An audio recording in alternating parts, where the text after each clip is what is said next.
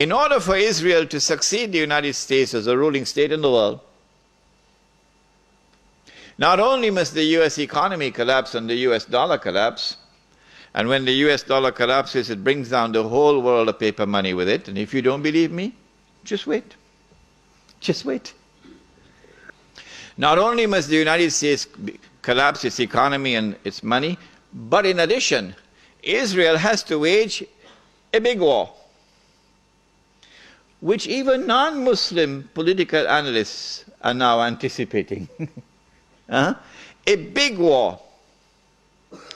Even Jews now within Israel, I'm getting emails, even Jews within Israel, Jewish academics who are up in opposition to the Sharon government, they are now understanding that there's something big about to happen.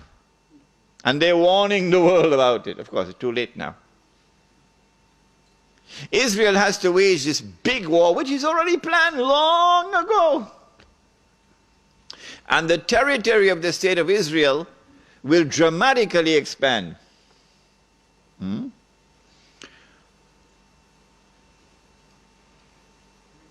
the Palestinian problem will be solved because they'll be exported out. That is the massive human rights crime that the Israeli academics are now anticipating and warning the world about. But in addition, in order for Israel to become the ruling state in the world, not only must she take control of all of this territory, she must also control the oil of the Middle East. Saudi oil, Iraqi oil, Kuwaiti oil, Gulf oil. But I don't see Israel taking Iranian oil.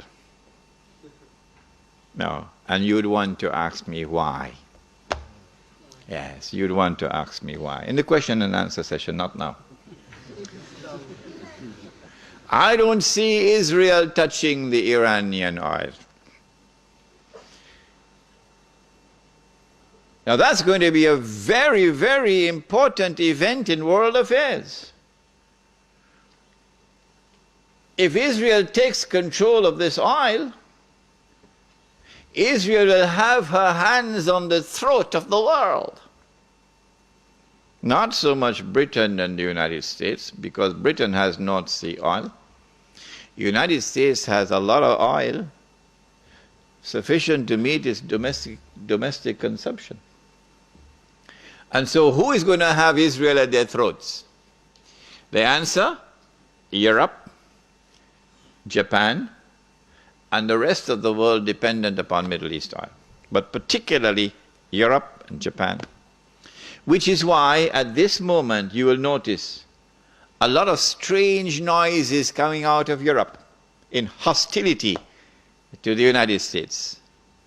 Because the Europeans are beginning to open their eyes and now beginning to slowly understand what we knew all along. Yes. But Israel has a PhD in deception.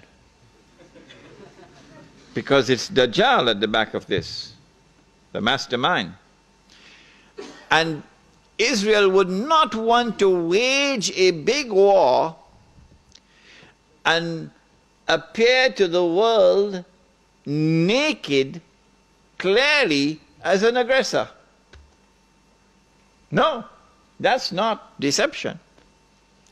Israel has to wage her big war and make it appear as though she was only defending herself. The only Muslim I know of who has had the capacity to be able to penetrate the deception that has been going on all these years, the only one I know of, was a man who never went to Al-Azhar University. Now, he wasn't a Syech. His name was Malcolm X.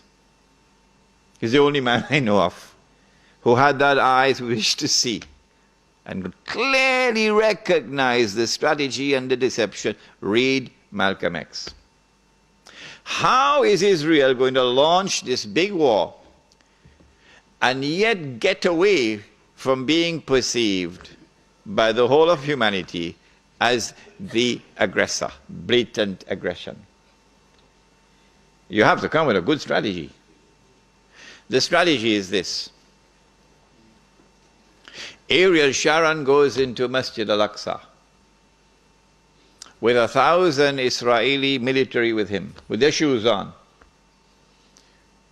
with the full knowledge that this calculated act of extreme provocation must have a response, a fiery response.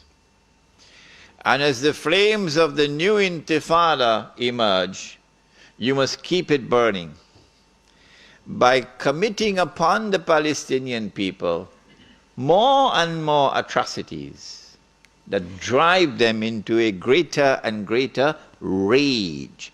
This is planning. This is strategy. This is not happening by accident. As Israel unleashes this barbaric oppression upon the Palestinian people, you must have a television station which you plant amongst them, which will cover this, that your Egyptian television would not cover, and your Jordanian government would not allow on Jordanian television, so you create something called Al Jazeera. And the Arab masses believe Al Jazeera is their station. This is the only place in the world we can get authentic information, Al Jazeera. So Al Jazeera is now used to portray all the atrocities. And so around the Arab world, the masses only have to tune into Al Jazeera and they know what's happening. And so the Arab masses become more and more angry, more and more enraged. And guess who begins to tremble now? The governments which are pro-American. The governments which have entered into peace treaties with Israel. These are the ones who are now trembling because their people are becoming more and more enraged. Israel has to judge the temperature on the ground in the Arab world.